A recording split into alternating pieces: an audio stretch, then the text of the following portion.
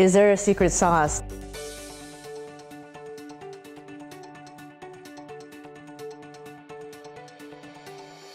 Hello everyone and welcome back to Passion Sundays, the best way to end the week and start another. Our guest today is very special when it comes to making work a happy place. She is the CEO and Chief Happiness Officer of Delivering Happiness, the world's leading company that makes a workplace amazingly happy. Jenn, thank you very much. Pleasure to have you here. Thank you very much. Thanks for having me. I love the work that you guys are doing. I mean, you're probably one of the first and probably the only one that counts when it comes to making work a happy place again. And you've mastered the game for years, and starting from the success story of Zappos and how you modeled that out and rolling it out to the world.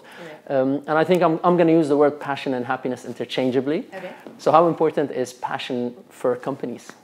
Well, it's funny because the subtitle of the book is Profits, Passion, and Purpose. So for us, it's inherent within, well, number one, the idea of scientific happiness, how do you sustain happiness, and how you sustain businesses. So it's very analogous to us, the science-based, positive psychology, and that which makes a workplace profitable, successful, and sustainable over time. So we're speaking the same language. It definitely needs to be embedded, is our belief.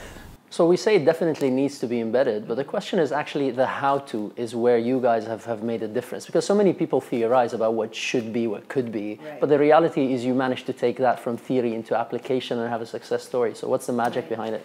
Well, that's a great point that you bring out the how, because for us, I mean, it's been such an amazing journey from the Zappos days and seeing it go from a startup to the company it is today, acquired by Amazon, etc. But what we didn't yet realize at that time was that, is there a secret sauce to what Zappos did that can be actually applied to other companies?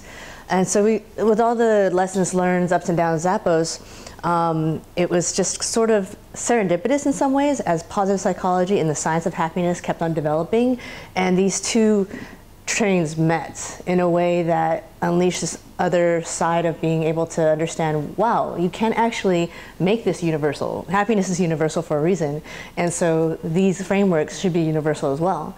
So by taking the extractions of what we learned at Zappos and learning from all these other innovative companies around the world, we were able to put together these universal frameworks that, whether it's regardless of industry or company size or even governments and hospitals now, are equally applicable. Because at the end of the day, I guess the levers for happiness are the same. Passion could be one of them, but other levers are senses of control, senses of progress, senses of connectedness between coworkers, and ultimately that sense of purpose. And of course, passion is embedded in that, but that's what our happiness framework is based on. So I love that you talked about a framework, not just a single element, and that's what building a culture is about. It's not a one size fit all. It's not a one thing you do in the company, you tighten one screw and everything fits into place. That's right. And you've just outlined the aspects and cornerstones of building that culture. Right.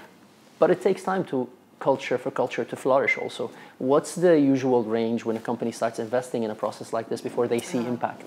Well, I'm going to give the typical consulting answer. It all depends.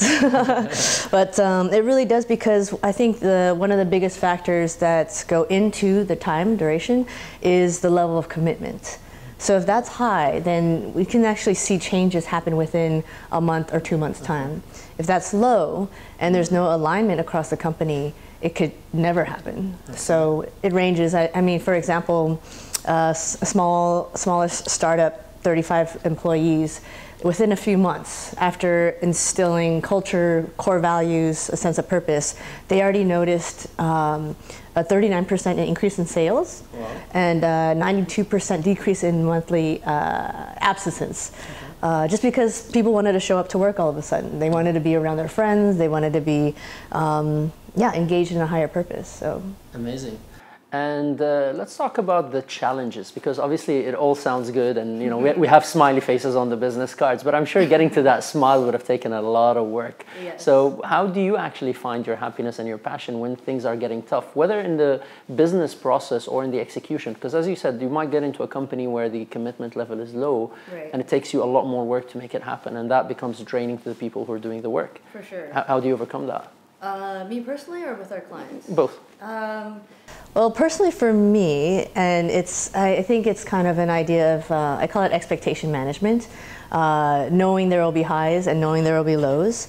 So when the lows actually happen, it's not a surprise. It's like, oh yeah, I expected to be here.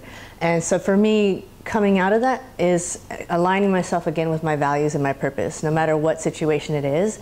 If I can answer that question, why am I doing what I'm doing, then there's a reason to climb out of that hole.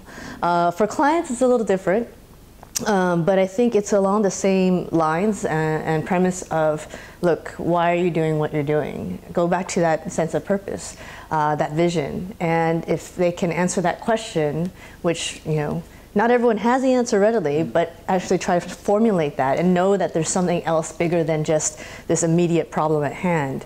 Then that gives the boost of getting out of that hole towards something, you know, bigger than themselves. I love it. This is amazing. That's the best way for us to conclude, is as actually telling people, go and find out the why to be happy. And I think that's a good pursuit. Go find why you want to be happy. So thank you very much, and it's been amazing. Of course, really appreciate it. Thank you very much. Thank you.